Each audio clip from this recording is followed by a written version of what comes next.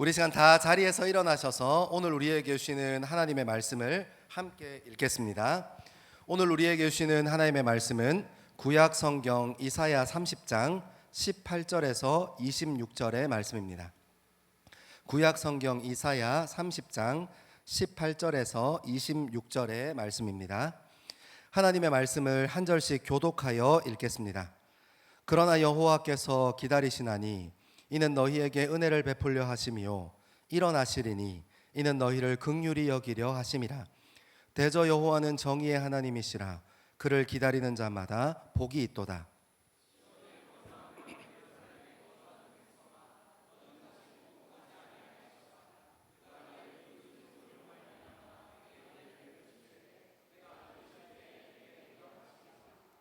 주께서 너희에게 환난의 떡과 고생의 물을 주시나 내 스승은 다시 숨기지 아니하시리니 내 눈이 내 스승을 볼 것이며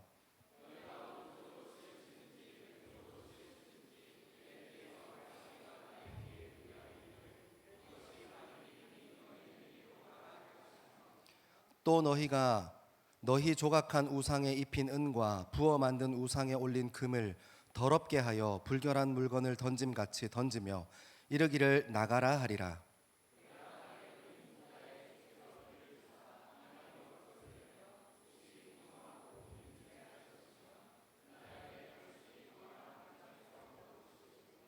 밭 가는 소와 어린 나귀도 키와 새스랑으로 까부르고 맛있게 한 먹이를 먹을 것이며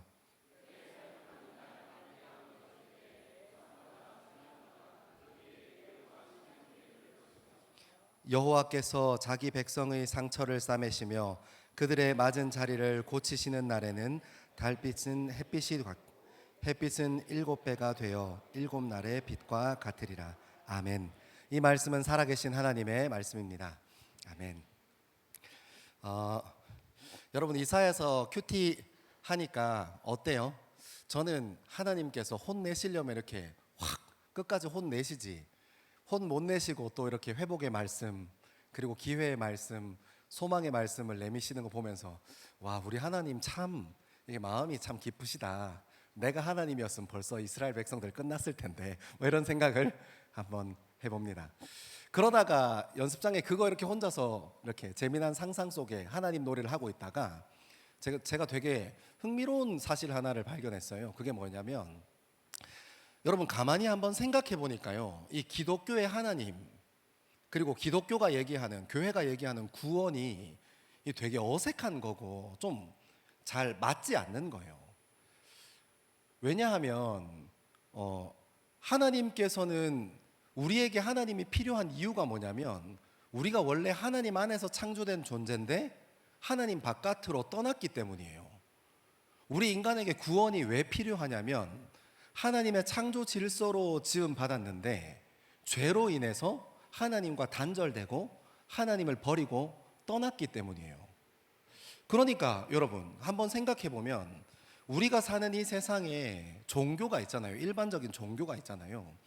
이 종교는 이 종교 안에 절대자가 있어요. 그래서 이 절대자가 신화 속에 큰 힘을 가지고 있는 이런 절대자가 있는데 이 절대자를 경배하고 숭배하고 예배하는 그런 사람들에게 그 힘 있는 신이 자신의 힘을 나누어 주는 그런 모양입니다. 근데 여러분 이 기독교는 반대더라고요.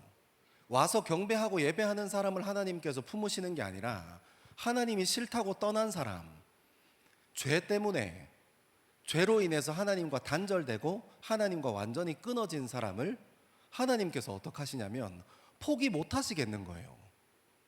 그래서 찾으러 뛰어나가십니다. 그게 우리가 아는 예수 그리스도 아닙니까? 그것이 우리가 잘 알고 있는 십자가 사역입니다.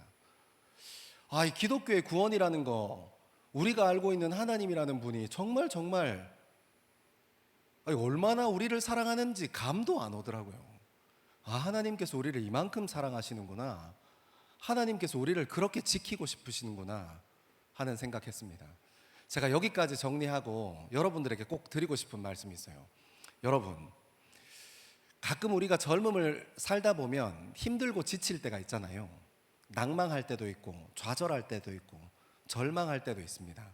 근데 여러분 기억하십시오. 여러분은 누군가에게 절대 포기 못할 대상이라는 걸 잊지 않는 저와 여러분 되기를 소망합니다. 우리가 무엇을 갖춰서 하나님께서 십자가 져 주신 거 아니에요. 하나님 안에 있던 우리가 하나님 밖으로 도망가겠다고 떨쳐져 나간 존재인데, 하나님은 떨어져 나간 우리 같은 존재를 위해서 육신의 몸을 입으셨다가 십자가도 지시는 겁니다. 여러분 잊지 마십시오. 누군가에게, 그리고 여러분은 하나님에게 그런 존재입니다. 여러분들은 사랑받기 합당한 존재요. 여러분들은 정말 사랑하기도 합당하고 사랑받기도 합당한 정말 아름다운 존재거든요. 하나님께서 오늘도 이렇게 이사야서 쭉 읽어가면 심판할 거야, 모압도 심판해, 아수르도 심판해, 뭐 북이스라엘 심판했잖아 하고 막 이렇게 심판, 이집트도 애굽도 심판할 거야 막 하시다가 또 마치 이 노래의 후렴구처럼 다시 회복할 거야, 나 너희 절대 포기하지 않아, 나 너희에게 희망이 있어, 너희가 나에게 그런 존재야 하고 오늘 본문 우리가 함께 읽었던 말씀에 쭉 이야기하십니다. 하나님께서 우리를 끝없이 기다리시고 우리의 믿음도 하나님을 기다리는 믿음일 것인데, 오늘 말씀을 좀 천천히 따라 읽어 내려가면서 그 사랑 많으신 하나님을 발견하게 되기를 소망하고, 특별히 우리 안에 내주하시는 성령님, 그 성령님에게 우리 삶을 내어드리는 귀한 주일 되기를 소망합니다. 우리 18절 말씀 같이 한번 읽겠습니다. 18절입니다. 시작. 그러나 여호와께서 기다리시나니 이는 너희에게 은혜를 베풀려 하심이요 일어나시리니 이는 너희를 긍휼히 여기려 하심이라. 대저 여호와는 정의의 하나님이심이라. 그를 기다리는 자마다 복이 있도다. 아멘. 아멘. 18절은 이렇게 시작합니다. 그러나 여호와께서 기다리시나니, 그러니까 하나님께서 기다리시는 거예요. 그리고 여기 또 하나님의 상태를 표현한 것이 기다리신다는 표현 말고 또 있는데, 그게 뭐냐면 조금 옆으로 눈을 더 돌려보면 일어나시리니 하는 표현입니다. 그러니까 오늘 18절에 하나님께서 두 가지 상태, 하나님께서 어떤 상태로 계시는가 하는 두 가지 상태를 우리에게 알려주는데, 하나는 하나님께서 기다리신다는 것이고 하나는 일어나 있다는 거예요. 그러니까 하나님께서 우리를 이렇게 기다리시는데 그냥 앉아서 못 기다리시고, 죄인된 우리를, 심판의 대상인 우리를, 이 지금 이스라엘 백성들이 심판의 대상이잖아요. 하나님의 심판의 대상이잖아요. 이 심판의 대상, 징계의 대상인 우리를 하나님께서 앉아서 기다리시는 것도 아니고 서서 기다리고 계신다는 거예요. 왜 하나님께서 서서 기다리시냐? 여호와께서 기다리시니 이는 너희에게 은혜를 베풀려 하심이요 일어나시리니 너희를 긍휼히 여기려 하심이라. 하나님께서 우리 인생을 기다리시는 이유가 있는데, 그게 뭐냐면 은혜 주시려고 기다리신다는 거예요. 하나님께서 우리 인생을 향해 일어서 계신 이유가 있는데, 그게 긍휼히, 그러니까 불쌍히 여겨주시려고 기다리신다는 거예요. 여러분, 이 세상의 논리와 이 세상의 사랑과 전혀 다른 사랑을 얘기하고 있습니다. 이 세상의 사랑은 어떤 사랑에 대해서 얘기합니까? give and take이요. 가는 게 있는 만큼 오는 것이 있는 겁니다. 내가 잘해준 만큼 그 사람도 나에게 답하는 겁니다. 때로 내가 먼저 마음이 동해서 사람에게 뭔가 건네줄 수 있고 사랑하는 것 할 수 있지만, 세상이라는 것이 어떠냐면 내가 간 만큼, 내가 준 만큼, 내가 흘려보낸 만큼 돌아오지 않으면 섭섭한 게 인간이거든요. 여러분 나중에 부부 생활하면 그런 거 많이 느낄 거예요. 평생 사랑하겠다고 이렇게 결혼했는데 그 뭐 아무것도 아닌데 괜히 섭섭하고 이런 마음이 생길 때가 있습니다. 근데 하나님께서는 우리를 향한 사랑이 어떤 사랑이시냐면 징계의 대상이야. 그러니까 미운 짓만 골라서 하는 거예요. 하면 안 되는 짓만 골라서 하는 거예요. 이제 하나님의 심판을 피할 수 없어요. 하나님의 징계도 피할 수 없어요. 곧 임박한 심판 앞에 있는 존재예요. 근데 하나님께서 그 임박한 심판 앞에 있는 존재에게 뭐라고 얘기하시는 거예요? 내가 너 서서 기다려. 내가 너 은혜 주려고 기다려. 내가 너 불쌍히 여기려고 기다린다. 네가 심판받을 존재일지 징계받을 존재일지 그거 나한테 중요하지 않아. 내가 너 기다려. 사랑하는 여러분, 저와 여러분의 인생에 사랑에 대한 각도를 바꾸게 되기를 소망하는데, 우리가 사랑받을 때 뭔가 어떤 자격을 갖추어서 사랑을 받을 수 있을 것 같은 그런 세상의 가치에서 자유하게 되기를 소망합니다. 여러분들이 무엇을 갖추어서 하나님께서 여러분을 사랑하시는 거 아닙니다. 여러분들이 뭔가 위대한 것을 이루어내서 하나님께서 여러분을 사랑하시는 거 아닙니다. 하나님은 여러분이어서 그냥 여러분을 사랑하시는 겁니다. 여러분, 이게 이제 그 하나님의 마음을 우리 인생에 접목하려면 문제가 좀 생겨요. 왜냐하면 하나님은 조건 없이 날 사랑하시는데 내가 미운 사람도 하나님은 조건 없이 사랑하신다 안 하신다. 이게 사람 환장하게 하는 거예요. 그죠? 이제 내가 내 옆에 있는 사람을 하나님의 사랑받는 존귀한 자녀로 봐야 돼요. 이 세상의 사랑과 다른 사랑의 시선을 가지고 우리가 살아가는 세상을 보고 싶으니까요. 보기로 결단했으니까요. 이제 하나님의 시선, 하나님의 사랑을 가지고 이 세상을 봐야 해요. 하나님께서 나한테 그렇게 얘기해 주시니까 너무너무 감사해. 주님, 그렇죠. 제가 뭐 가진 거 없고 한 건 없는데 주님 사랑해 주셔야죠. 근데 문제는 내가 진짜 지독하게 미운 사람도 하나님이 조건 없이 사랑해 주시는 거예요. 이제 여기서부터 시작인 거지. 내가 그를 정말 조건 없이 사랑할 수 있는가? 사랑하는 여러분, 믿음은 용기가 필요한 일입니다. 하나님께서 우리 심판의 대상이고 징계의 대상인 우리를 사랑하시려고 얼마나 큰 용기가 필요하셨겠습니까? 저와 여러분의 삶 가운데에도 정말 밉고 싫고 마음 힘들게 하는 그 사람도 하나님께서 사랑하시는, 조건 없이 사랑하시는 하나님의 백성인 줄 알고 그를 품는 저와 여러분 되기를 소망합니다. 제가 여기까지 말씀 묵상하고 연습장에다가 뭐라고 적었는 줄 알아요? 아이고 꽃이다. 나 혼자만 당하지 않아서 참 감사하다. 여러분, 근데요, 제가 이제 아이를 키우면서 조건 없이 사랑하는 걸 해보잖아요. 이 조건 없이 사랑하는 걸 안 해본 사람들은 조건 없이 사랑함의 기쁨을 몰라요. 해봐야 알지. 내가 늘 이제 조건을 맞춰서 이렇게 나랑 잘 맞는 사람, 나랑 잘 통하는 사람, 이런 사람만 사랑하는 게 우리가 너무 익숙하잖아요. 여러분, 나중에 결혼하면 여러분이랑 똑 닮은 아이가 태어납니다. 여러분들이 부모님의 말을 안 들었던 것처럼 그 아이도 여러분의 말을 안 들을 거예요. 근데 여러분, 그 아이가 그 심판받아야 하고 징계받아야 할 그 아이를 품고 사랑하는 그 깊이가 우리 인생을 성숙의 차원으로 이끌어가요.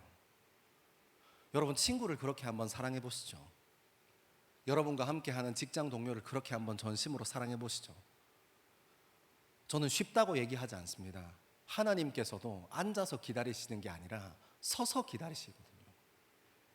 거기에 마음을 담고, 거기에 하나님의 말씀을 담고, 거기에 예수 그리스도의 십자가와 예수 그리스도의 시선을 담아 그 자리에 한번 사랑하는 일에 헌신하는 저와 여러분 되기를 소망합니다. 제가 여기 18절에 여기 중간까지 이렇게 묵상하다가요, 생각이 좀 다른 데로 튀었어요. 그러면 하나님께서 앞에 계속 우리가 큐티하면서 읽어왔잖아요. 너 심판당할 거야, 너 징계당할 거야, 너 죽을 거야, 너 망할 거야, 막 이렇게 얘기하셨는데, 그러면 그런 얘기 하지 마시고 그냥 기다리실 거면 그냥 기다려 주시면 안 되나? 하는 생각이 들었어요. 아니, 그냥 통 크게 품으실 거고 불쌍히 여겨주실 거면 그냥 불쌍히 여겨주시면 되지, 왜 이거를 굳이 뭐 다 막 심판하고 징계한 후에 이걸 품어주신다고 하시나 하다가 혼자 그런 생각에 빠졌다가 이 18절의 하반절에 어떤 표현이 있냐면, 대저 여호와는 정의의 하나님이라 그를 기다리는 자마다 복이 있도다. 아멘. 여러분, 하나님의 속성에 대해서 설명합니다. 그분이 어떤 분이라는 거예요? 그분이 정의로우신 분이라는 거예요.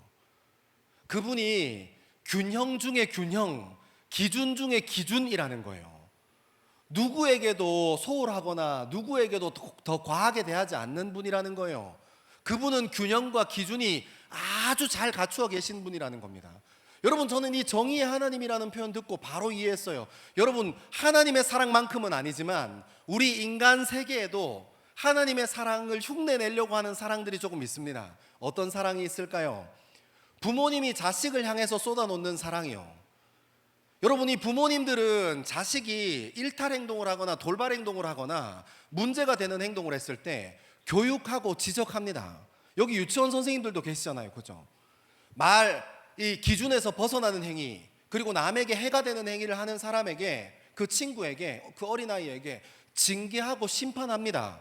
그리고 해야 할 것을 할 수 있도록, 하지 말아야 할 것을 하지 않을 수 있도록 하는 겁니다. 왜요? 그 친구가 이 땅에 살면서 건강하게 살려고요. 여러분, 부모님이 여러분들한테 막 잔소리하고 여러분들을 징계하고 심판하는 게 부모님들 스트레스 풀라고 그러는 거 아닌 거 알죠? 지금 그렇게 생각하는 사람들 조금 있는 것 같긴 한데, 지금 그렇지 않습니다. 가끔은 있어요. 제가 저희 아들을 괴롭히고 싶을 때가 있거든요. 그래서 아빠는 나를 왜 낳았어? 하고 물어볼 때 제가 가끔 얘기합니다. 너 괴롭히려고 낳았지? 일로 와. 이렇게 괴롭히고 이렇게 문질문질하고 이렇게 합니다. 근데 여러분, 부모님들이 우리를 징계하고 우리를 심판하시고 우리에게 이렇게 체벌하시는 이유, 그리고 화내시는 이유는 여러분, 우리 인생 때문이에요. 우리 인생이 엇나갈까 봐요. 부모님이 먼저 인생을 사셨는데 내가 사랑하는 우리 자녀가 건강하게 이 길을 따라 걷고 건강하게 살면 좋겠는데 그 아이가 건강하게 살지 못할까 봐요. 여러분, 그 부모와 자녀 사이에만 그런 사랑이 있지 않습니다. 우리 건강하게 하는 이성교제 가운데도 어떤 일이 있습니까? 정의로운 것, 의로운 것, 그리고 바른 것을 우리 상대방에게 요구합니다. 이거 이렇게 하는 거 아니야. 이거 이렇게 하면 안 돼. 그냥 그 사람이 내 상대가 되는 이 이성교제하는 친구가 무엇을 하든지, 어떤 말을 하든지, 어떤 행동을 하든지, 뭐 책임감 있는 행동이든지 책임감 없는 행동이든지 그냥 방임하는 것이 사랑하는 것이 아닙니다. 그 사람이 해야 할 것을 할 수 있도록, 그리고 그 사람이 하지 말아야 할 것을 하지 않을 수 있도록 그렇게 얘기해 주는 것이 건강한 사랑입니다. 사랑하는 여러분, 이것이 건강한 사랑이, 인간이 하는 건강한 사랑입니다. 하나님은 어떤 분이십니까? 제가 하나님 보니까요, 하나님에 대해, 성경에 얘기한 하나님에 대해 생각해 보니까요, 정말 하나님은 정의의 하나님이 맞더라고요. 부모가 자녀가 일탈 행동을 하거나 잘못된 행동을 하거나 훔치거나 깨뜨리거나 부수면 부모님이 그거 네가 훔친 거고 네가 깨뜨린 거고 네가 부순 거니까 네가 알아서 하는 거야 하고 그냥 방임하거나 내버려 두지 않고 그것을 대가를 치르십니다. 깨어진 것은 원래대로 변상하고, 훔친 것도 원래대로 돌려주고, 부서진 것도 원래 자리로 변상하고 사과합니다. 그리고 난 후에 품는 것이 그 아이의 인생에 필요한 겁니다. 사랑하는 여러분, 하나님의 말씀이 우리 인생에 징계하실 때가 있습니다. 하나님께서 우리 인생에 심판에 대한 메시지를 쏟아부을 때 있습니다. 때로는 하나님께서 기도하는 자리에 우리에게 이런저런 죄에 대해서 끊어져라고 얘기하는 이런저런 사인 주실 때가 있습니다. 때로는 어떻습니까? 시간 지나고 나서 그 일이, 그 사건이 내 불신앙의 심판이었구나, 내가 하나님을 떠나 있었던 그 시간에 대한 열매였구나, 내가 지었던 죄의 열매였구나 하고 받아들이게 되는 때가 있다는 겁니다. 그때 여러분, 하나님이 능력이 없어서 내 인생이 이렇게 힘든가 보다, 하나님께서 살아계시지 않으셔서 내 인생에 이렇게 고난이 오나 보다가 아니라 하나님께서 내 인생을 바르게, 내 인생을 건강하게 기르시기를 원하시는구나 하는 마음에 사로잡히는 저와 여러분 되기를 소망합니다. 여러분, 그 자리가 어디입니까? 십자가입니다. 부모는 자녀가 훔친 물건, 자녀가 깨뜨리고 부서뜨린 것에 대해서 자녀에게 갚으라고 얘기하지 않습니다. 부모는 자기의 것을 내어주는 겁니다. 그래서 예수 그리스도께서 우리 위해서 십자가를 지신 겁니다. 사랑하는 여러분, 십자가를 기억하실 때 우리 인생을 바르게 이끄시는, 그리고 건강하게 살아가기 원하시는 아버지의 마음에 붙들리는 저와 여러분 되기를 소망합니다. 우리 말씀 조금 더 읽어보겠습니다. 우리 19절과 20절입니다. 19절과 20절 시작. 시온에 거주하며 예루살렘에 거주하는 백성아, 너는 다시 통곡하지 아니할 것이라. 그가 내 부르짖는 소리로 말미암아 내게 은혜를 베푸시되 그가 들으실 때에 내게 응답하시리라. 주께서 너희에게 환난의 떡과 고생의 물을 주시나 내 스승은 다시 숨기지 아니하시리니 내 눈이 내 스승을 볼 것이며. 아멘. 19절은 이렇게 시작합니다. 시온에 거주하며 예루살렘에 거주하는 백성아, 너는 다시 통곡하지 아니할 것이라. 그러니까 우리 지난주에 이사야 24장 봤잖아요. 하나님께서 남은 자를 찾으신다. 기억나십니까? 이 남은 자를 기억 안 나십니까 지금? 빨리 기억나는 걸로 빨리 고개 끄덕끄덕 해주세요. 지금 굉장히 지금 이 설교하는데 이거 페이스가 또 늘어지면 또 말이 자꾸 많아진단 말이야. 자, 빨리 끄덕끄덕 해주세요. 남은 자를 찾으신 하나님 기억나서 고맙습니다. 이 남은 자가 어떤 형태로 남아있느냐면 시온에 거주하며 예루살렘에 거주하는 백성아 너는 다시는 통곡하지 않을 것이라. 이게 무슨 말이냐면 환난의 때에 심판의 때에 하나님의 징계의 때에 여전히 하나님의 땅 예루살렘을 떠나지 않고 그 자리에서 통곡하는, 그러니까 하나님께 부르짖고 하나님께서 계셨던 그 자리, 하나님의 자리를 지키고 기다리고 있는 사람이 있다는 거예요. 그러니까 그런 사람들을 향해서 그 남은 사람들을 향해서 하나님께서 뭐라고 얘기하시냐면 너 이제 통곡이 그칠 거야. 너희 끝까지 그렇게 중심 지켰던 그 중심으로 말미암아 이제 너희들 통곡이 그칠 거야 하고 얘기하는 겁니다. 그 다음은 내 부르짖는 소리로 말미암아 내게 은혜를 베푸시되, 그러니까 이 하나님의 자리였던 예루살렘을 심판의 때에, 징계의 때에, 고난의 때에, 낭망의 때에 떠나지 않고 그 하나님의 자리였던 예루살렘 성을 지키면서 하나님 앞에 부르짖는 사람들이 무슨 부르짖음을 부르짖었겠습니까? 바알이여 지금 이 땅에 와서 좀 도와주십시오 이렇게 했겠습니까? 하나님의 땅을 벗어나지 않고 하나님을 찾고 하나님을 향해 부르짖던 사람들에게 하나님께서 무엇을 베푼다고 얘기하십니까? 은혜를 더해 주신다고 얘기하시는 겁니다. 사랑하는 여러분, 하나님을 부르짖는 저와 여러분 되기를 소망합니다.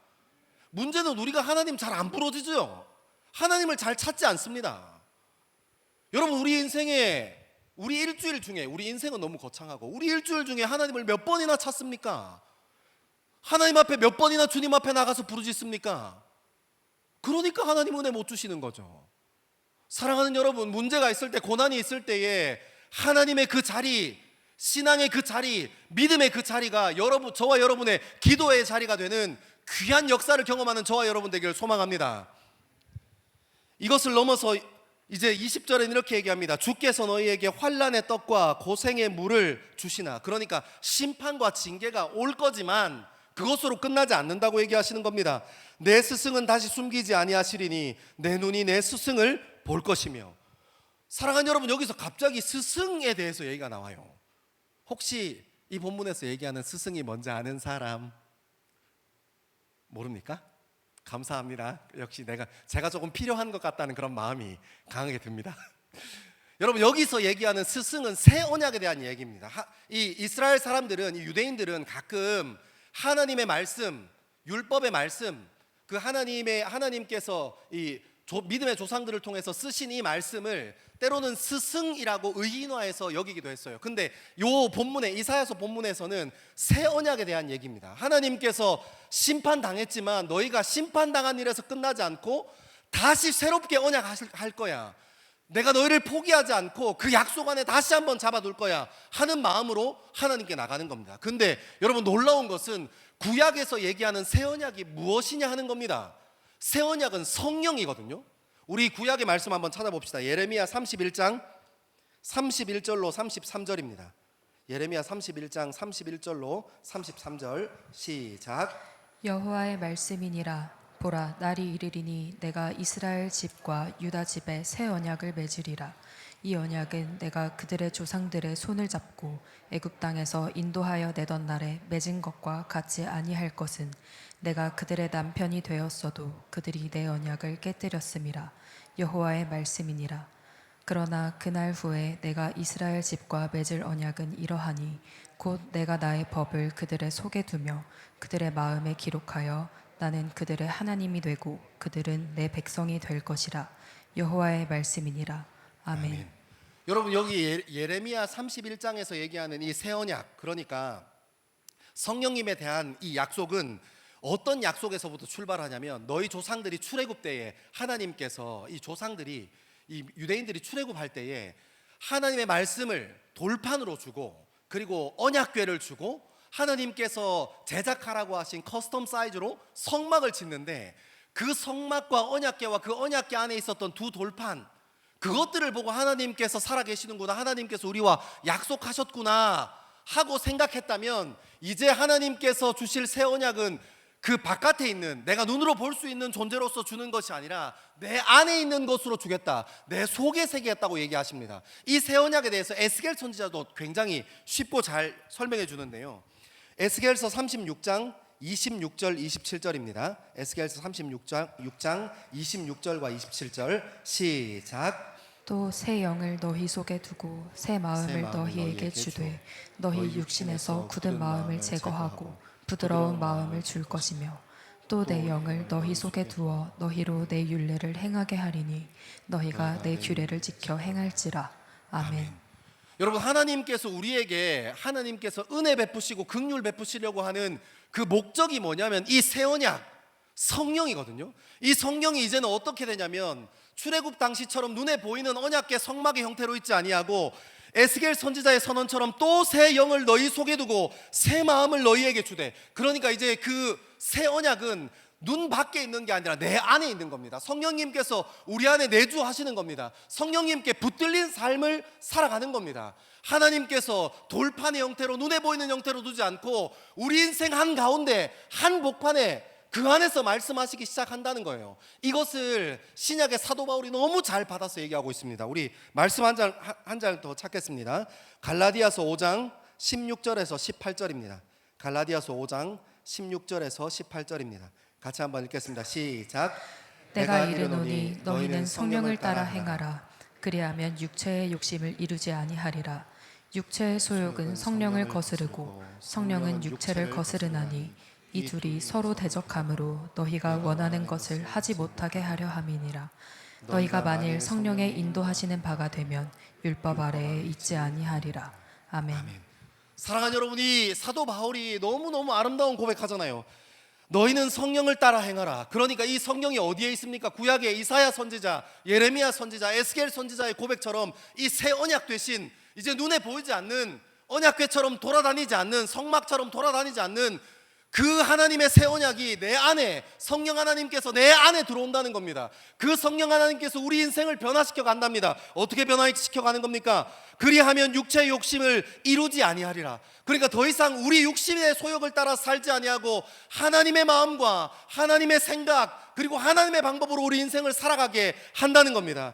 육체의 소욕은 성령을 거스른다고 얘기합니다. 사랑하는 여러분, 세상의 가치관은 우리가 살아가고 있는 이 세상의 백성들이 살아가고 있는 그 가치 속에 살아가고 있는 이 가치는 성령의 소욕을 거스른다고 얘기합니다. 그리고 성령은 육체를 거스르나니, 그러니까 우리가 이 세상의 가치를 따라가기를 그만두게 만드는 것이 성령이라고 얘기합니다. 이 둘은 서로 대적함으로 너희가 원하는 것을 하지 못하게 하려 함이라. 그러니까 성령 하나님께서 우리 인생에 오시면 무엇이 변화된다는 겁니까? 신분이 변화된다는 겁니다. 우리 인생의 중심이 변화된다는 겁니다. 사랑하는 여러분, 그러므로 성령을 구하는 저와 여러분 되기를 소망합니다. 여러분, 제가 가끔 이렇게 설교할 때 여러분들한테 솔직하게 고백하지만 저는 이 방언을 못하는 목사거든요. 하나님께 정말 간절하게 매해마다 특세 때마다 1년에 2번씩 한 주는 하나님 방언 좀 주시면 안 됩니까? 하고 정말 갈급하게 구하는데 아직 하나님께서 허락하지 않으셨습니다. 그래서 여러분, 저는 여기 앉아있는 분 중에 방언하신 분들이 있는 걸로 알고 있는데, 그럼에도 불구하고 여러분, 저는 방언 못하는 목사지만 제 마음 가운데, 제 인생 가운데 확실한 제 1번 원칙이 있습니다. 성령님께서 우리 인생에 오시면 게임 끝난다는 겁니다. 아멘 하시죠?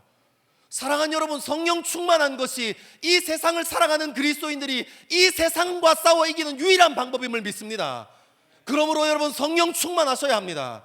방언으로 기도하셔서 성령 충만하실 수 있는 분이 있고, 하나님 말씀 앞에 거하면서 주의 사랑을 느낄 수 있는 분이 있고, 또 살면서 어려운 사람을 도와주고 함께하는 사람과 하나님의 마음으로 연대하고, 내가 살아가는 직장에서 하나님의 마음으로 그 직장을 살아내는 여러 가지 수단을 통해서 성령 하나님의 충만함을 경험할 수 있지만, 중요한 것은 어떤 방법이든지 저와 여러분의 삶 가운데, 저와 여러분의 젊음 가운데 진짜 필요한 것은 성령이 필요하다는 것입니다. 아멘. 사랑하는 여러분, 성령 충만해야 합니다. 여러분, 제가 15년째 청년들 쫓아다니고 있잖아요. 여러분들과 같이 젊은 그리스도인과 함께 예배 드리고, 젊은 그리스도인들 훈련하고, 같이 사역하고, 그 친구들이 결혼해서 장성하는 것 보고, 아이 낳는 것 보고, 학교 들어가는 것 보고, 이 20살 땡 하고 청년생활 시작해서 이 작년에 성숙해서 자녀를 낳고 자녀를 품고 살아가는 부모에 이르기까지 여러분 다른 것 없더라고요. 무엇이 문제입니까? 딱 하나 인생에 필요한 것, 성령 충만입니다. 여러분 성령 충만이면 인생 끝나는 겁니다. 게임 끝나는 겁니다. 정리되는 겁니다. 왜요? 하나님께서 눈에 보이는 것으로 우리 인생을 인도하지 않으시고 성령 하나님께서 우리 인생에 내주하셔서 우리 인생을 육체의 소욕으로부터 거스르게 하시거든요. 세상의 가치로부터 떠나게 하십니다. 사랑하는 여러분, 그러므로 성령에 붙들리는 저와 여러분 되기를 소망합니다. 여러분 성령이 왔는지 안 왔는지 너무 궁금하잖아요. 이제 어떻게 하면 성령이 왔는지 알 수 있습니까? 사랑해 보면 압니다. 여러분 굉장히 간단해요. 여러분 성령 하나님께서 내 안에 충만하시면 사랑 못하는 사람 사랑하는 게 어렵지 않습니다. 성령 하나님께서 우리 마음 가운데 내주하시면, 성령 하나님께서 우리 삶 가운데 일하기 시작하시면 사랑하는 일이 어렵지 않습니다. 사랑하는 일이 불편하지 않습니다. 왜냐하면 그분이 사랑이시거든요. 내가 사랑 못하는 사람 앞에서 도리어 하나님께서 우리 입술을 통해 회개하게 하십니다. 왜요? 여러분들 다 한번 경험해 보셨죠? 성령 하나님께서 우리 마음 움직이셔서 깨어진 관계 가운데로 나아가게 하실 때 그 사람의 완악함을 지적하는 말이 내 입술에서 나옵니까? 아니면 내가 그 사람을 완악하게 보고 있던 내 중심이 잘못되었다고 주님 앞에 다시 고백하게 됩니까? 성령 하나님께서 우리 삶 가운데 오시면 회복할 수 있습니다. 성령 하나님께서 우리 삶을 인도하시면, 주님께 맡겨지면 하나님께서 일하실 겁니다. 사랑하는 여러분, 우리 인생에 내주하시는 성령님을 구하시고 그 성령 하나님께 이끌려 우리 인생의 주도권을 내어드리며 사는 저와 여러분 되기를 소망합니다.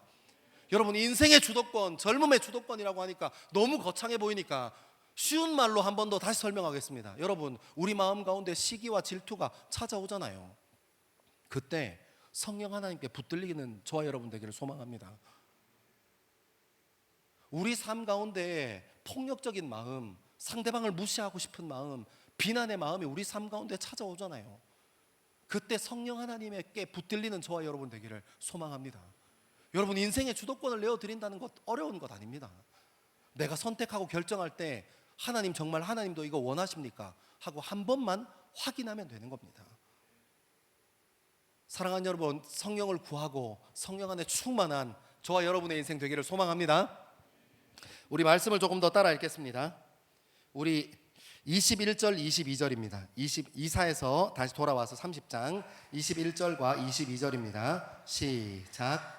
너희가 오른쪽으로 치우치든지 왼쪽으로 치우치든지 내 뒤에서 말소리가 내 귀에 들려 이르기를 이것이 바른 길이니 너희는 이리로 가라 할 것이며 또 너희가 너희 조각한 우상에 입힌 은과 부어 만든 우상에 올린 금을 더럽게 하여 불결한 물건을 던짐같이 던지며 이르기를 나가라 하리라. 아멘. 아멘. 여러분 이제 성령 하나님께서 우리 삶 가운데 오시면 성령 하나님께서 우리 인생에 어떻게 일하시는지, 그러니까 성령님이 일하시는 인생이 어떤 인생인지를 우리에게 설명합니다. 너희가 오른쪽으로 치우치든지 왼쪽으로 치우치든지, 저는 이거 묵상하다가 여러분들에게 꼭 얘기해 주고 싶어요. 여러분 이 신앙이 입춘대길 된다 하면 된다 그런 거 신앙 아닙니다. 여러분 오늘 이사야 선지자도 분명하게 밝히는 게 뭡니까? 지금 새 언약에 대해서 얘기하고 성령님과 동행하는 것에 대해서 얘기하는데 좌로나 우로 치우칠 수 있다고 얘기합니다. 여러분 우리 믿음과 우리 신앙 안에서 넘어질 수 있고 치우칠 수 있습니다. 근데 여러분 성령 하나님께서 함께 하시는 신앙에 대해서 뭐라고 얘기합니까? 오른쪽으로 치우치든지 왼쪽으로 치우치든 치우칠 수 있는데 내 뒤에 말소리가 내 귀에 들려 이르기를 이것이 바른 길이니 너희는 이리로 가라 할 것이며, 그러니까 성령 하나님께서 우리 인생을 지도하신다는 거예요. 사랑하는 여러분, 성령께 붙들린 인생이 이런 인생입니다. 여러분 인생이 지금껏 뭔가 이루어 놓은 게 없는 것 같습니까? 뭔가 제대로 해낸 게 없는 것 같습니까? 그래서 나는 무엇을 해야 되는지도 잘 모르겠습니까? 괜찮습니다. 성령 하나님께 충만하시고 성령님께 붙들리십시오. 하나님께서 여러분이 왼쪽으로 치우쳐 있든지 오른쪽으로 치우쳐 있든지 넘어져 있든지 일어나 있든지 여러분 뒤에서 여러분의 앞길을 말씀해 주시기 시작할 겁니다. 여러분 여기서 꼭 짚고 넘어가야 되는 게 있는데요. 그래서 여러분 신앙은 굉장히 자연스러운 거여야 됩니다. 우리가 가끔 주변에서 이렇게 신앙생활 하다 보면 이런 사람들 있거든요. 영적으로 보이고 싶은 사람들이 있어요. 자기가 영적인 사람인 것처럼요.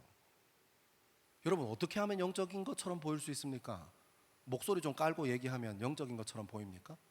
뭐 방언 조금 샬라 잘하면 영적인 사람입니까? 그런 사람들 보면 자꾸 영적으로 자기가 보여야 되는 사람들이니까 자꾸 삶에 힘이 들어가요.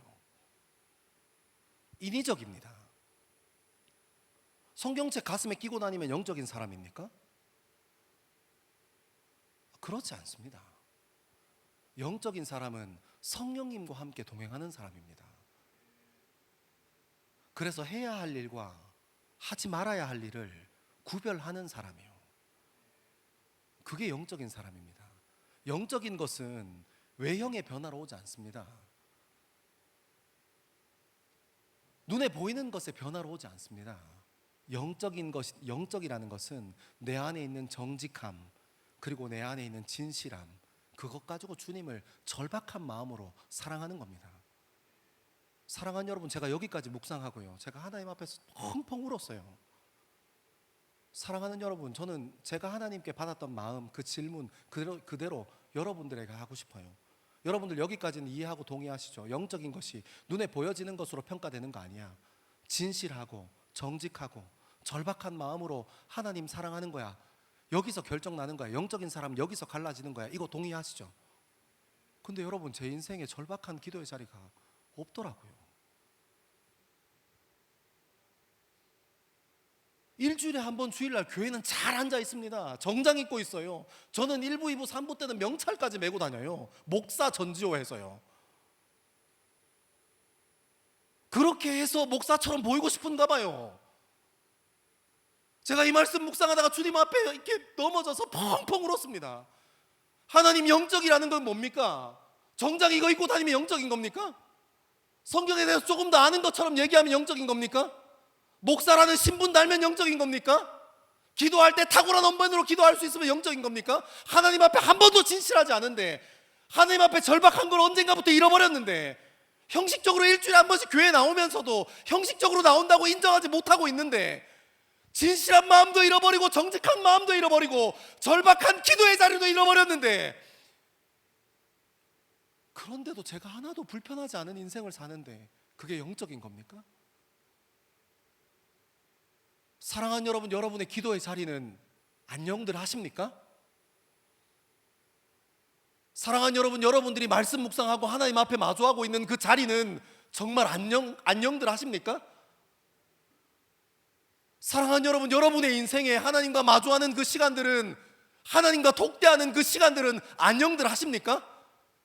혹시 많은 사람들 앞에서 사역하는 일에 마음 뺏기고, 많은 사람들이 보는 자리에, 내가 있어야 할 자리에 있는 것에 마음 뺏겨서 그것이 영적인 것처럼, 그것이 신앙인 것처럼 그 자리에 앉아 있는데, 기도하는 마음은 잃어버렸고 하나님 사랑하는 마음은 잃어버렸고, 정직함과 진실함으로 우러나오는 절박한 주님을 향한 중심은 혹시 잃어버리지 않으셨습니까? 그러면서도 기독교인인 것처럼, 나는 자랑스러운 크리스찬인 것처럼 그렇게 살고 있지 않냐는 겁니다. 내 인생에 힘든 일이 없으니까, 어려운 일이 없으니까 성령님과 동행하는 것이 불필요한 것처럼 그렇게 느끼고 살지 않냐는 겁니다. 성령님께서 우리 인생에 뒤에서 얘기하셔야 할 이유가 있냐고 묻는 겁니다. 여러분, 정말 주님 사랑하십니까? 여러분, 정말 주님 앞에 진실한 마음으로 주님 사랑하십니까? 그러면 우리 다시 한번 예배의 자리를 회복하고 기도의 자리를 회복하는 저와 여러분 되기를 소망합니다. 여러분, 우리가 회복해야 될 것이 무엇입니까? 교회 나올 때 좋은 옷 입고 나오는 겁니까? 이쁘게 화장하고 나오는 겁니까? 남들 보는 눈이 있으니까 성경책은 좀 큰 거 가지고 나오는 것을 우리가 중요하게 여겨야 되는 겁니까? 여러분들의 직분이 중요합니까? 여러분들이 어떤 사람인가가 중요합니까? 어떤 일을 하고 있는가가 중요합니까? 아니요. 정말 중요한 것은 주님 앞에 절박한 마음으로 주님 사랑하는 영혼이 내 마음 가운데 있는가 하는 겁니다. 주님께서 나를 위해서 십자가 지셨는데, 생명을 던져주셨는데, 그 십자가 앞에서 내 마음이 절박한가 하는 겁니다. 예수 믿는 놀이하는 게 아니라 정말 예수쟁이로 살아갈 사람이 우리 인생에 필요한 것 아닙니까? 여러분, 그런 사람이 여러분 가정에, 여러분 직장에, 여러분 학교에, 우리가 신앙생활하는 함께하는 이 공동체 안에 있어야 이 공동체가 힘을 얻고 주님 기뻐하는 공동체 되지 않겠습니까? 기도합시다.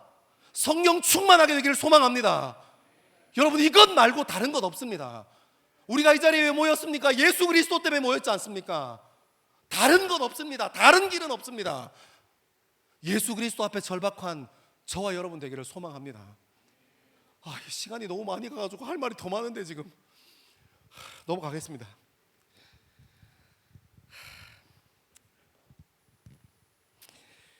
우리 23절로 26절입니다. 23절에서 26절입니다. 시작.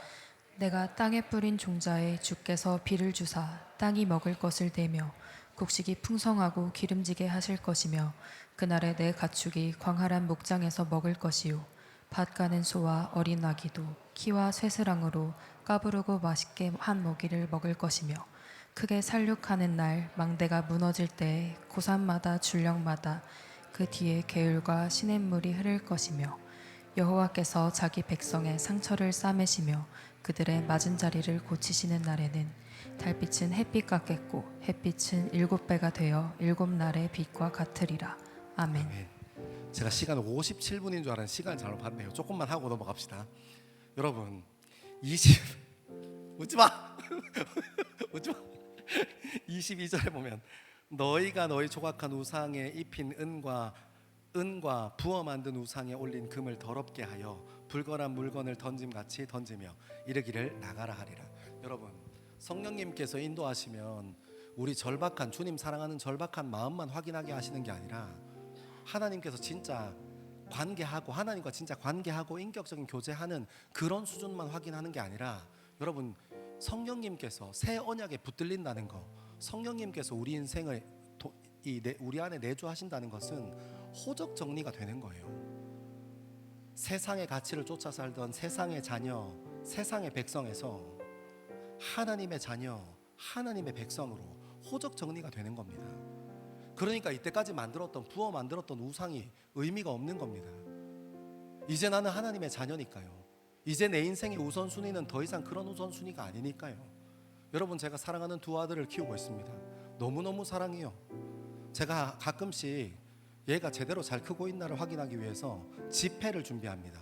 5만 원짜리 한 장, 만 원짜리 두 장, 5천 원짜리 5장, 1,000 원짜리 한 장 이렇게 준비합니다. 우리 아들에게 골라봐 하면 뭘 고를까요?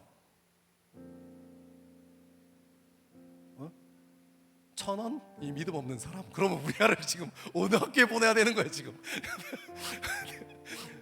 저희 아들 고2를 지금 초등학교 6학년인데 이제 얘를 지금 5만 원짜리 이렇게 만 원짜리 5천 원짜리 1,000 원짜리 이렇게 깔아놨는데 1,000 원짜리를 고르면 얘를 어느 학교에 보내야 됩니까 지금? 이 나쁜 사람. 깔아놓으면 뭐 가져가요? 5만 원짜리. 여러분들 마음 봐서 좋으십니다. 저희 아들은 다 가져가요. 하나만 손대지 않습니다. 한 번 출발해서 끝날 때 1,000 원짜리까지 싹 다 수금해요. 제가 다시 뺐습니다. 야, 하나만 골라, 하나. 그럼 뭐 가져가요? 5만 원짜리. 아멘 하시죠? 여러분, 가치를 아는 사람의 행동입니다. 우리 아들이 5만 원짜리에 손 내밀 때 망설일까요? 안 망설였을까요? 3초 기도하고 금식한 후에 5만 원짜리 소리 갔을까요? 아니면 아빠 말이 떨어지기 무섭게 형아가 눈치채기 전에 빨리 5만 원짜리 손이 갔을까요? 갔겠죠. 무슨 말인지 아시죠? 여러분, 사랑하는 여러분, 성령 하나님께서 내 안에 내주하신다는 것, 우리가 세상의 가치로 살던 세상의 백성, 세상의 자녀로 살다가 하나님의 백성, 하나님의 자녀로 호적 정리가 된다는 것은 우선순위가 바뀌는 겁니다. 여러분, 옛날에는 은으로 부어 만들고 금으로 부어 우상을 만들었다면 지금 우리 2026년의 우상은 무엇입니까? 돈, 학력, 좋은 직장의 이름, 좋은 대학교 이름, 이게 우리 젊음의 우상 아닙니까? 우리 안에 성령 하나님께서 내주하기 시작하시면 그것들의 메인은 인생이 아니라는 겁니다. 그것으로부터 자유하게 될 줄 믿습니다. 왜요? 하나님께서 여러분들 그곳에 보내신 이유가 있거든요. 하나님께서 여러분을 그 직장으로 보내신 이유가 있는 겁니다. 그게 여러분의 컴플렉스고 여러분이 얘기하기 쭈뼛쭈뼛해하는 주제가 아니라 하나님께서 여러분을 그 자리에 보내신 이유가 있는 겁니다. 여러분의 학교 이름이, 여러분이 나온 학교 이름이 여러분 인생의 컴플렉스입니까? 근데 성령 하나님께서 내주하시기 시작하고 그 성령 하나님의 시선으로 여러분의 인생을 다시 보기 시작하면 하나님께서 여러분을 그 학교로 보낸 이유가 있으신 겁니다. 하나님께 하나님 왜 나를 이 학교 보내셨습니까? 하고 물어봐야지. 그 학교 이름 붙잡고 컴플렉스여서 학교 다시 간다고. 사랑하는 여러분, 정말 사랑하는 일이 있고 하고 싶은 일이 있어서 내 인생의 방향을 트는 거, 저는 여러분 응원합니다. 30살이라도 전 늦지 않은 것 같아요. 진짜 내 방향을 찾았다면요. 근데 그 학교 이름 때문에 사랑하는 여러분, 우선순위가 정리된 저와 여러분의 인생 되기를 소망합니다. 하나님께서 우리를 새롭게 하실 겁니다. 그리고 성령 하나님께서 우리 뒤에서 우리에게 가르쳐 주실 겁니다. 성령 하나님을 신뢰하는 저와 여러분 되기를 소망합니다. 그리고 이제 23절에서 26절까지 왔는데요, 이 23절 조금 비싼 성경책 가지고 계신 분들은 23절 앞에 동그라미 점 땡 하고 찍혀 있어요. 왜냐하면 이게 제가 궁금해서 왜 찍혀 있지 하고 찾아봤더니 이 장르가 바뀌는 거예요. 이전까지는 산문의 형태로 쭉 기술되어 오다가 23절 점 땡 찍힌 그 뒤로는 이게 운문이에요. 시문학이라고요. 이게 우리나라 말로는 그냥 이렇게 쭉 이렇게 번역해 놨는데 실제로는 이 부분을 이 이사야 선지자가 시처럼 노래하는 거예요. 왜냐하면 실제로 하나님 나라가 일어나지 않고 아직 심판 앞에 있으니까 하나님 나라가 임재했을 때 어떤 일이 일어나는가 하고 이렇게 시처럼 노래처럼 이렇게 쭉 적어 놓은 것입니다. 근데 여러분 그거 알죠? 우리가 간절하게 열망을 담아서 노래하는 것, 우리가 시로 써내는 것은 우리 인생의 한쪽에 있는 결핍 때문이에요. 여러분 옛날에 독립운동했던 사람들이 시 쓰신 거 보십시오. 그리고 노래 지어서 불렀던 거 보십시오. 다 민족의 통일, 자유에 대한 열망이 다 녹아 있습니다. 왜요? 갇혀있는 결핍 때문에요. 시무닥은 그렇게 보면 그 상황을 이해하기가 진짜 빠르거든요. 23절과 24절은 내가 뿌린 땅의 종자에 주께서 비를 주사 땅이 먹을 것을 내며, 그러니까 이 가뭄, 절박한 가뭄이 이 지금 예루살렘에서 떠나지 않고 심판 앞에 있는 이 사람들에게 먹을 것이 없는 것이, 긴 가뭄이 든 것이, 흉년이 든 것이 얼마나 힘들고 어려운 시간을 버티고 있는 것이었겠습니까?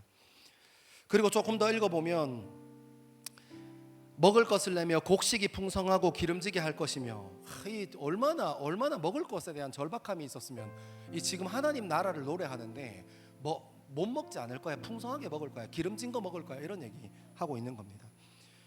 그날에 내 가축이 광활한 목장에서 먹을 것이요. 그러니까 무슨 말하고 싶은 거예요? 유대인들이 지금 이 심판 앞에 하나님을 바라는 사람들이 같이 사는 가축도 먹을 게 없다는 거예요. 그만큼 힘들고 어려운 시간을 지나고 있다는 겁니다. 밭에 가는 소와 어린 나귀도 키와 쇠스랑으로 까부르고, 여러분 시골에 살던 사람들은 이거 알아요. 이거 여기는 아는 사람 없을 것 같은데, 소한테 이렇게 그 곡식을 탈곡하는 걸 맡기면 그때 꼭 입에다가 이 입마개를 씌워요. 왜 그러냐면 이렇게 소가 이렇게 지나가면서 이렇게 곡식을 이렇게 까부르다가, 까부르다는 말 무슨 말인지 모르죠? 까불다 이거 아니고 까부르다, 비벼서 터는 거, 키질하고 이런 것들 이렇게 하다가 걔네들이 이렇게 먹거든요. 걔네들이 그렇게 곡식을 먹어요. 그래서 그 소나 뭐 이렇게 송아지한테 꼭 입에다가 입마개를 딱 해놓습니다. 지금 그 얘기하는 거예요. 근데 하나님이 통치하시는, 메시아가 통치하시는 그 나라가 되면 어떻게 얘기한다는 거예요? 그렇게 까부를 때도 그냥 그 짐승의 입에다가 이 입마개를 채우지 않는다는 거예요. 그 짐승도 같이 먹고 충분하게 살 수 있을 만큼의 음식을 얘기합니다. 밭 가는 소와 어린 양이도 이렇게 23절과 24절 절박한 이 가난 그리고 가뭄에 대해서 노래하는 거예요. 그리고 25절은 이렇게 얘기합니다. 크게 살육하는 날, 망대가 무너질 때, 살육하는 날, 이 전쟁과 약탈의 공포로부터 아직 사로잡혀 있는 거예요. 그래서 이사야 선지자가 메시아가 통치하는 그날이 이르면 이제 그런 거 없어질 거야. 망대 세울 필요 없어, 침략에 대비할 필요도 없어, 전쟁에 대비할 필요도 없어 하고 자유를 선포합니다. 그리고 그 뒤에 고산마다 준령마다 그 위에 개울과 시냇물이 흐를 것이며, 이게 이 부분은 예루살렘이라는 이 지형의 내용을 이해해야 돼요. 제가 설교하다가 가끔씩 얘기한 적이 있는데 이 예루살렘은 이 마을과 예루살렘 성전은 고산지에 위치해 있어요. 굉장히 높은 위치에 있습니다. 이 고대 도시다 보니까 어떤 문제를 해결하지 못했냐면 이 예루살렘을 높은 곳에 지어서 전쟁과 약탈로부터 조금 안전하게 만들어 놓긴 했는데, 그렇게 높은 곳에다가 마을을 짓고 성전을 짓다 보니까 수원지 문제가 해결이 안 됐어요. 이 마을에 물 문제가 해결이 안 됐다고요. 그래서 이 수원지가 예루살렘 성 아래에 있어요. 그래서 전쟁이 나거나 약탈이 나도 딱 한 번 성에서 나와야 할 때가 있는데, 언제냐면 목숨 걸고 물 구하러 나올 때 나와야 해요. 근데 그거를 얘기하는 겁니다. 예루살렘 성에서 하나님을 기다리는 사람들에게 고산마다 준영마다 그 위에 개울과 시냇물이 흐를 것이다. 물 문제 때문에, 이 약탈과 전쟁의 문제 때문에 힘들어하지 않을 거다 얘기합니다. 여호와께서 자기 백성의 상처를 싸매시며, 그러니까 더 이상 불구자로 살아가는 사람, 치료받지 못해서 힘들어하는 사람, 아프고 어려움을 경험하는 사람이 없을 것이다 얘기합니다. 그리고 햇빛은 7배가 되어 7날의 빛과 같으리라 하고 얘기합니다. 사랑하는 여러분, 저와 여러분은 이 이사야 선지자의 23절부터 이 26절까지의 노래를 이미 살아봤어요. 성령 하나님 충만할 때요. 우리 안에 성령님께서 내주하시고 농활 갔다 와서 큰 은혜 받았을 때나, 우리 트립 갔다 와서 큰 은혜 받았을 때나, 아니면 예상치 못했던 어떤 장소에서 하나님께 큰 은혜 받아서 우리는 이미 이런 일들 다 경험해 봤어요. 옛날 같았으면, 옛 나였으면 화내고 승질을 내고 비난하고 조롱하고 했을 일인데, 침묵하고 그 사람을 위해서 기도해주는 경험, 우리 인생에 부분적으로 다 있어요. 옛날에는 그거 내가 먹고 싶어서 아들이랑 싸울 일이었는데, 이제는 아들이 먹어도 내가 배부른 것처럼 한 걸음 물러나서 웃어줄 수 있는 여유요. 사랑하는 여러분, 우리 인생에 성령 하나님이 임하시면 이사야 선지자가 노래했던 메시아가 오신 그 왕국에 대한 일들이 우리 삶 가운데 펼쳐지게 될 줄 믿습니다. 사랑하는 여러분, 절박한 마음으로 예수 그리스도와 성령 하나님을 구하고 우리 삶 가운데 내주하시는 성령님을 기대하신다면, 그냥 그것으로 끝내지 않고 오늘 이사야 선지자가 노래하고 외쳤던 것처럼 하나님의 나라를 함께 꿈꾸는 저와 여러분 되기를 소망합니다. 모든 것이 다 거치고 모든 것이 다 지나고 하나님의 자녀, 하나님의 백성으로 우뚝 서 있는 저와 여러분의 인생 되기를 주님의 이름으로 소망합니다. 우리 시간 다 자리에서 일어나겠습니다.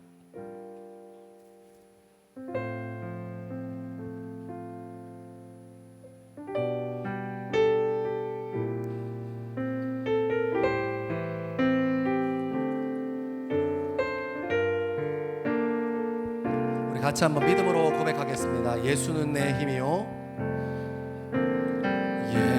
예수는 내 힘이요, 나의 기쁨, 내 참 소망, 그 이름의 생명을 내 삶의 이유라. 내가 사나 죽으나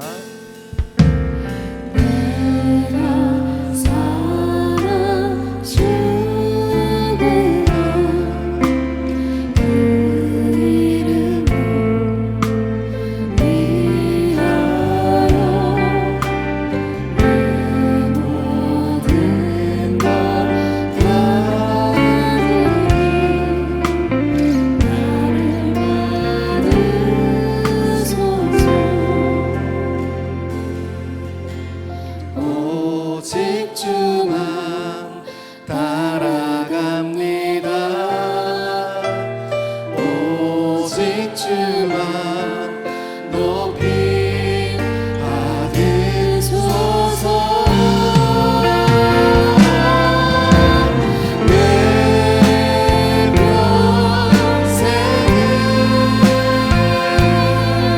그 이름을, 그 성을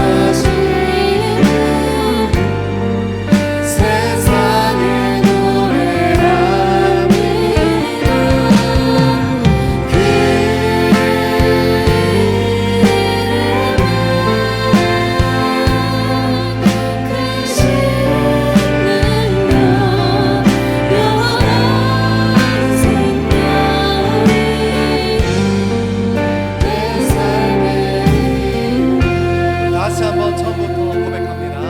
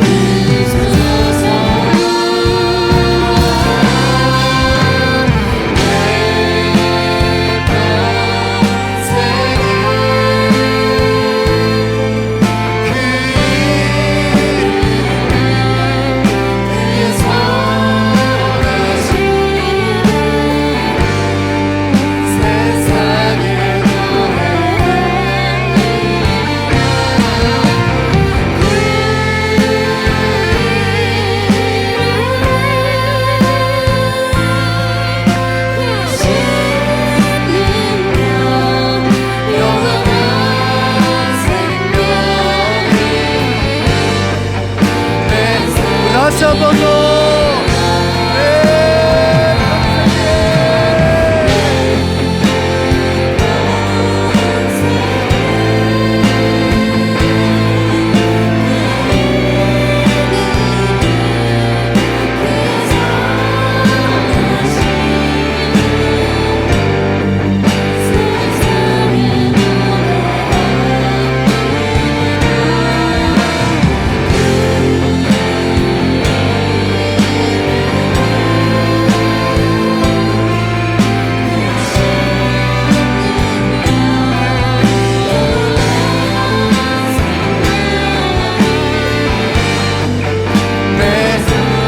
당신이 우리 삶의 이유입니다.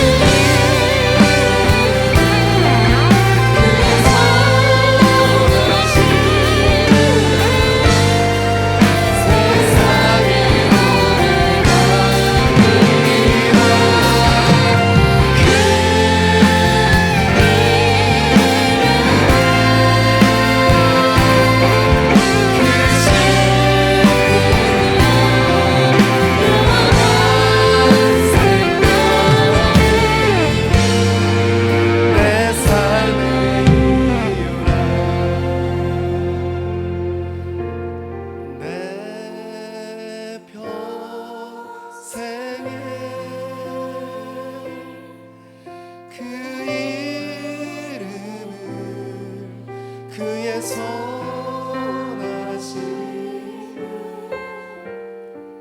세상의 노래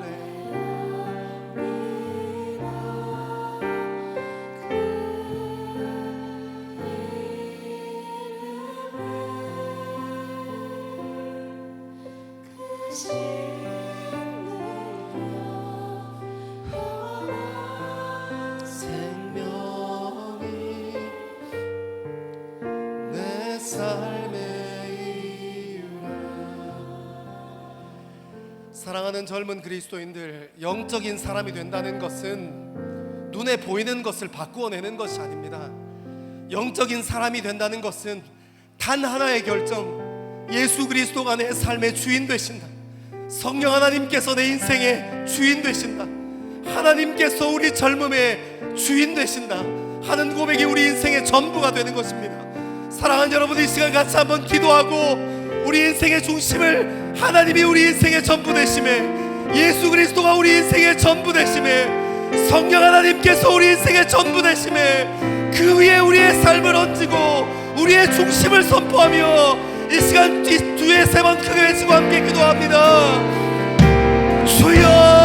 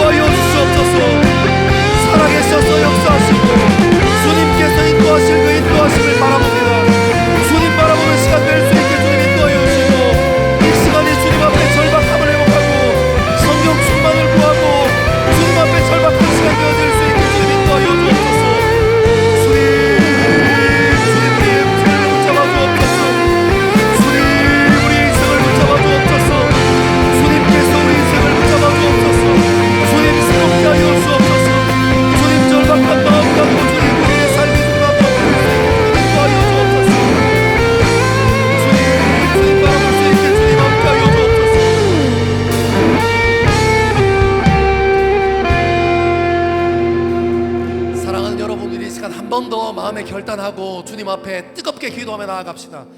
여러분, 우리가 일주일에 한 번 교회 오는 것으로 우리 신앙의 안정감 얼마나 오랫동안 살았습니까? 삼았습니까? 하나님이 없어서 우리 인생에 절박함이 있은 적이 언제입니까? 우리가 언제 하나님 뜨겁게 부르짖고 찾았었습니까? 주님을 향한 그 간절한 마음과 절박한 마음을 왜 잃어버리고 여기 앉아있으면서 신앙인처럼 살려고 노력하는 것입니까? 우리 다시 한번 기도하고 주님 앞에 부르짖기 시작합시다. 성령 하나님, 우리 삶 가운데 오시옵소서. 하나님, 우리 삶 가운데 오시옵소서. 하나님, 이 시간 우리가 승부 볼 것이 하나님께서 우리 젊음에 계시지 않음임을 다시 한번 기억하고 주님의 이름을 부르짖습니다. 주님, 우리 삶 가운데 오시옵소서. 성령님, 우리 삶 가운데 임하여 오시옵소서. 우리 그런 온 마음 가지고 주님의 이름 뜨겁게 세 번 부르고 다시 한번 기도하겠습니다. 주여 주여 주여. 아버지 하나님 주님 앞에 절박한 우리 인생 될 수 있게 주님 인도하여 주시고, 하나님 우리가 눈에 보이는 것으로, 하나님 우리가 눈에 띄는 것으로 우리의 신앙을 포장하려 하지 않고 주님 앞에 서 있음으로 주님 앞에 나아가는 우리 인생 될 수 있게 아버지 하나님 인도하여 주옵소서. 성령 하나님을 다시 한번 갈망합니다. 성령 하나님 우리 삶 가운데 임하여 주옵소서. 성령님 우리 삶 가운데 더하여 주옵소서.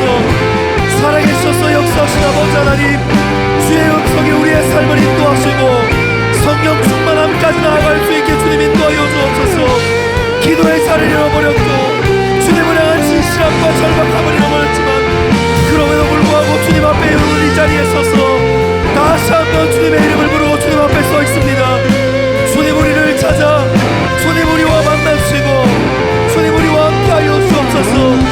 하나님 교양 있는 사람이 되기 위하여 신앙생활하는 것 아니고 그런 듯한 사람 되기 위해서 신앙생활하는 것 아니라 주님을 향한 절박한 마음으로 주님 앞에 서 있습니다. 하나님을 찾고 주님을 부르짖고 주님 그 예수 그리스도의 십자가가 우리 삶 가운데 여전히 힘있고 능력 있음을 기억하며 다시 한번 주 앞에 서 있습니다.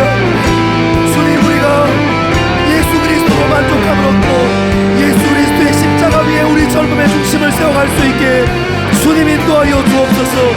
아버지 하나님 우리 인생의 주인 되어주시고 우리 예배의 주인 되어주시고 우리 기도의 주인 되어주셔서 여전히 살아서 역사하시는 그 아버지의 마음을 기억하며 주님 앞에 엎드리고 주님 앞에 기도하고 예수 그리스도가 우리 삶의 필요함을 고백하는 믿음의 공동체 되어질 수 있게 주님 인도하여 주옵소서.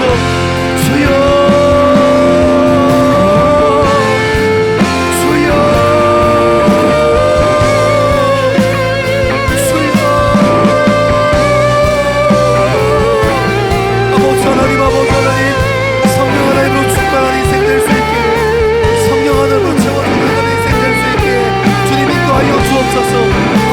아버지 하나님 우리 인생의 주님 앞에 세워진 인생 될 수 있게 하나님 역사하여 주옵시고 주님 바라보에 있어서 주님 더 깊이 주님과 함께 교제하고 주님 앞에 서 있는 우리 젊은들 될 수 있게 주님 인도하여 주옵소서. 아버지 하나님 우리와 함께하여 주시옵소서.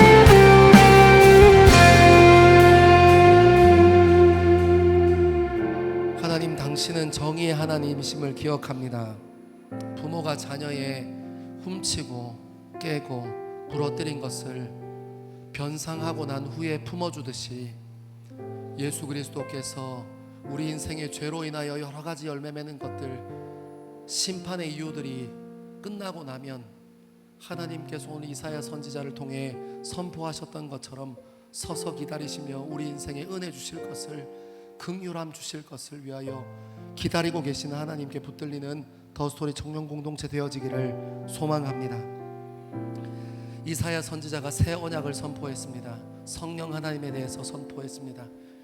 우리가 우리의 신앙을 외적인 것을 변화시키는 일에 마음 쏟지 않고 우리 안에 예수 그리스도를 다시 한번 귀히 여기고 하나님께서 우리 삶의 주인 되시고 그때마다 성령 하나님께서 우리 인생을 지도하실 때 그 지도함을 따라 우리의 삶을 내어드리는, 우리 삶의 주도권을 내어드리는 젊은 그리스도인들 되어지기를 소망합니다. 성령 하나님을 구하며 우리 인생이 종교 생활을 하는 일에 안정감을 얻지 않고 정말 예수 그리스도 우리의 구원의 주인 되시고 우리 인생의 주인 되시고 온 세상의 창조자 되신 예수 그리스도 앞에 절박한 우리 젊음 될 수 있게 주님 우리를 인도하여 주옵소서. 마침내 하나님의 나라가 오실 것입니다. 성령님께서 우리 삶을 인도하셔서 하늘에서 이루어진 그 하나님의 나라가 우리 삶을 통해 부분적이지만 이루어질 것입니다.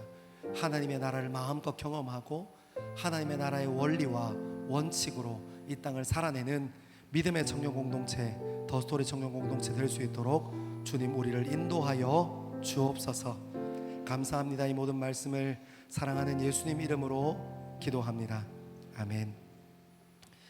우리 인생의 주인 되시는 예수 그리스도 위에 우리의 젊음을 드리겠다 고백하는 젊은 그리스도인들 위해, 그리고 예배를 사모하여 함께 예배의 자리를 지키는 하나님의 백성들 위해 하나님께서 선포하신 복을 선언합니다.